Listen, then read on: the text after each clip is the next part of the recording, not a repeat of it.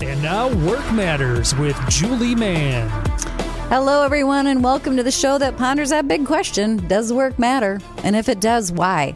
Obviously, we think work matters a lot. We spend a lot of our time there, a lot of our energy there. And so what's fun about this show is we get to kind of explore all of those topics that, impact our work or things that we're thinking about at work. And so the cool topic we have for this morning is kind of remote work, kind of that post-pandemic remote work. And we're very fortunate to have on the line with us James Reid. And James is an employment and business attorney and a partner at Dinsmore Shohl. And, as the attorney space, I'm a lot of time spent on helping kind of understand these things. So I couldn't be more excited to have this conversation just myself, James, being the HR geek that I am. So welcome to the show. Well, thank you. I'm happy to be here, and it's an exciting topic to talk about working remotely, especially now that it's getting warmer and sunny out. People can work in Hawaii or in other countries and get their job done. Well, I don't know. I'm looking out the window and I see snow, so I must not be doing something right. I hear you. Yeah. More incentive to work remotely. Yeah, exactly. So let's kind of start with James. I'm going to kind of throw the baton over to you. But, what are you seeing, from an issue standpoint of view? What are the changes in the workforce? What's kind of happening with remote work as we think about kind of that workplace, that post-pandemic workplace? Well, we're approaching the 1-year anniversary Yes. to where most employees have been remote working. Mm-hmm. And to the extent companies don't have a detailed remote work agreement, they are exposing their company and their employees to potential liabilities. And I have a checklist of essentially 5 provisions that need to be addressed in every remote work agreement. Oh, well, let's talk about that, because that's absolutely, because I will say, in all of the conversations that I've had with people, it's like everybody's, and this is where I think I was so excited to talk to you.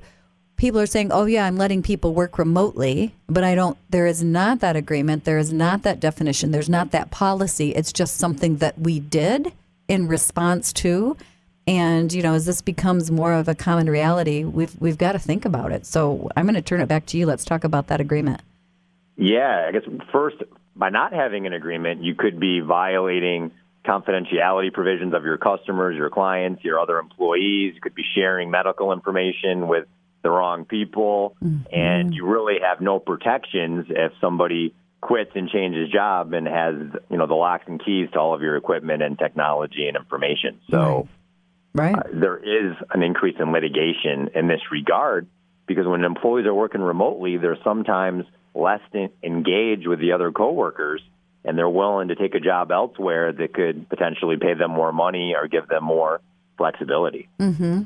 Well, and, so completely different topic. I don't want to derail it too much, but I do believe that the next thing that we're going to start seeing is really, not that we haven't been in the war for talent for quite a long time, but it's going to become a lot more prevalent and a lot differently, because it's not so much about where you live anymore as opposed to what is your profession. So the talent landscape is expanding not only for the employer, but for the employee and the choices of where they want to work. And I think that's going to be really, really interesting to kind of watch. So anyway, that's just a So little the side note. employee competition is increasing because you can hire employees anywhere. Yeah.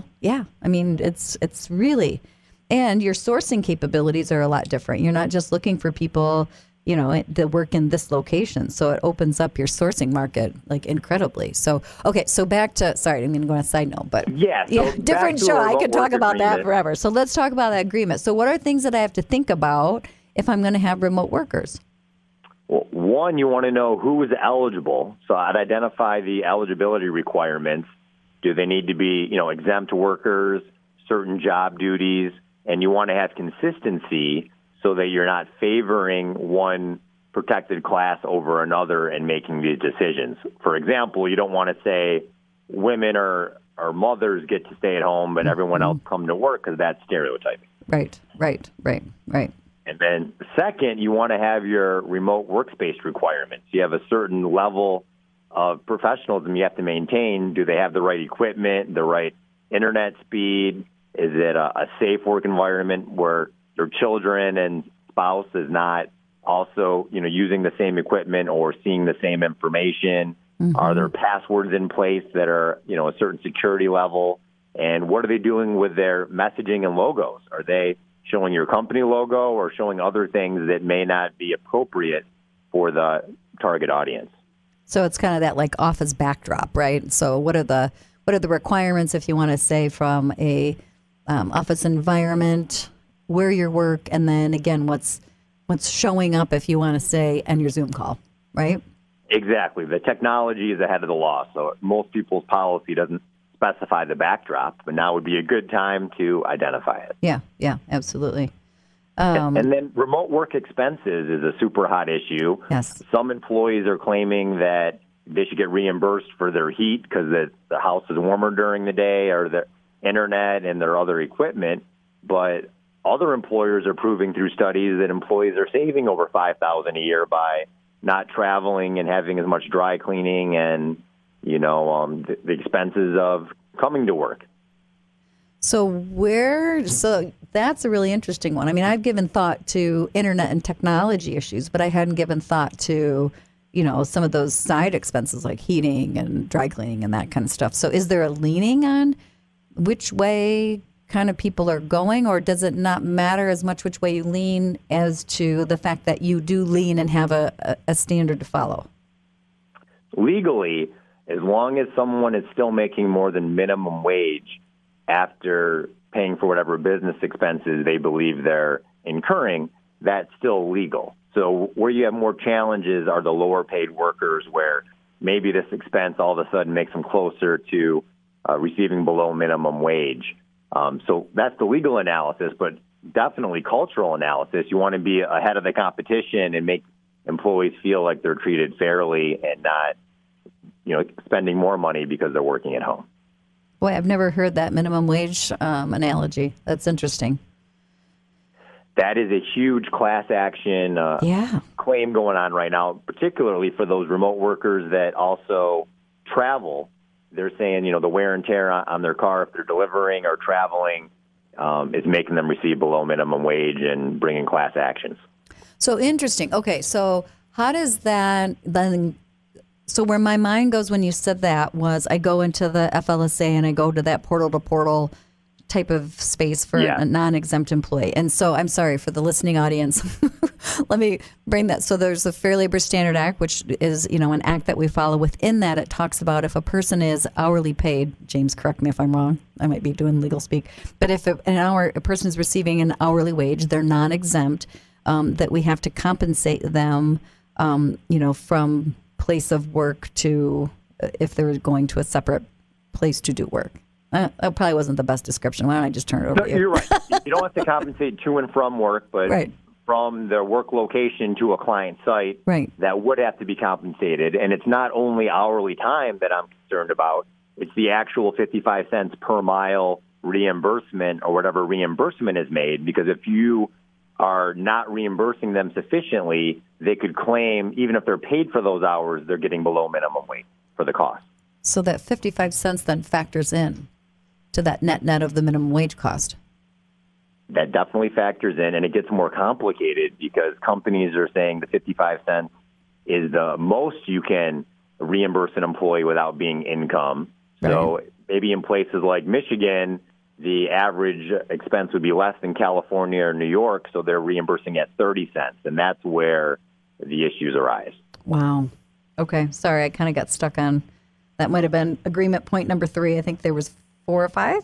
Yeah. So keep going. Sorry. That's super fascinating, though, James. We could do a whole show on that. To protect yourself there, you want to make sure that they're reporting all alleged expenses and all timekeeping for any time that they're working. So if they're working, late at night responding to an email, they need to account for that time. You can't ignore that time. And that's for exempt and non-exempt? That is only for the non-exempt. If you're exempt, you're time. You're paid for the job and not by the hour, right? Okay. Okay. And then you want to make the performance expectations clear so that you can make sure they're as productive and still meeting your standards when they're working remotely. So that's interesting because, that's not always the easiest thing to do, from a performance clarity. So is there any Sometimes that's not the number of widgets, right? How do you do that? Yeah. It really is tailored to the company, but some positions you need to be available from, 9 to 5 or 8 to 5, where other positions, as long as you get the job done timely, it doesn't matter what hours of the day you're accessible. So I think you got to figure out the actual position and what the essential functions are and make that extra clear of what your expectations are. And you may need the ability to monitor, activity to make sure that they're available when needed. Okay. So some of the mechanics, be sure that those mechanics are really clear. Now, from a monitoring standpoint of view, no concerns there. So let's say as an employer, I have a VPN and people can log into the VPN, and that's what they have to do in order to do their work. And so if I have a performance expectation that says that they have to be online and working from 8 to 5, I can, as a business owner, I can look at my VPN activity and see if people are doing that or not. And I can address that from a performance standpoint of view if I see they're getting on from 12 to 5. Is that right? That is correct. But I would want to make it clear you have a policy in that regard, because employees could claim they have some expectation of privacy, and you want to make it clear that there is no expectation of privacy on the work computer. And you also may want to identify what your policy is on the work camera, because if somebody has the remote office in their bedroom, you obviously don't want to access their camera when they're not ready for work. Mm-hmm. Perfect. That's exactly where I was hoping you would go. Thank you. It's fun to tee up the question and go, yeah, that's exactly where it's going. Okay, and then is there one more thing when we think about it from an agreement standpoint of view? You have to analyze what happens if things go wrong. So you have to have your kind of emergency plan in place if there's an internet issue or a power outage or an equipment issue. What do you do in this event? And in those scenarios, you may need to require them to have availability to come into work to make sure that they can get the job done. Okay. Now, let's go back to just the topic as we kind of dove into these categories. So you called that a remote work agreement. So is this something that employers are putting in writing? So if you are a remote worker, I'm going to create and craft this agreement that addresses those topics, right? And I'm going to have the employee acknowledge it and the employer acknowledge it.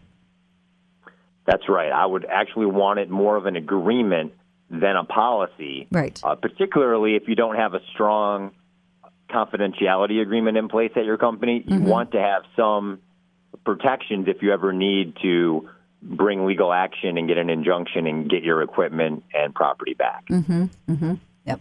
Perfect. Yeah, I figured that's where. So it's a person to, or it's an individual agreement as opposed to, again. So if you're for the listening audience, it would be more of an individual as opposed to a blanketed policy. You have to have policies in the different areas that we talked about to support the agreement, but there is an individual agreement with those people working remotely. Is that exactly? Okay. And you don't have to pay them money to make the agreement enforceable. Continued employment in most states is sufficient to make that agreement enforceable. So continued employment is quid pro quo in that case? Exactly. That's consideration, or accommodating by letting them have the privilege of working from home. Perfect. Boy, is that good stuff. Man, this is great. Okay, so let's see. We've got a couple of minutes left. Let's talk about health and safety or safety concerns. Because one of the things I hear is, well, now I have remote employees. They're at home. From a safety perspective, what if I have a trip or fall, or how do I, as the employer, navigate kind of that safety space when I have people remote? Great question. And the first step is to make sure you have workers' compensation and insurance that would cover you wherever that employee works, even if it's not, at the company headquarter work site. If it's at a client site or at their individual residence, you would still have protections. Mm-hmm. And the employee may also have homeowners insurance that could come into place. But the bigger concern I have about health and safety is that when remote workers are interacting with their cameras off, I'm seeing a major increase in alcoholism where people are drinking on the job and are unprofessional and slurring their speech and not as engaged when they're maybe multitasking, doing other things, attending to their family needs, or not focused on the job.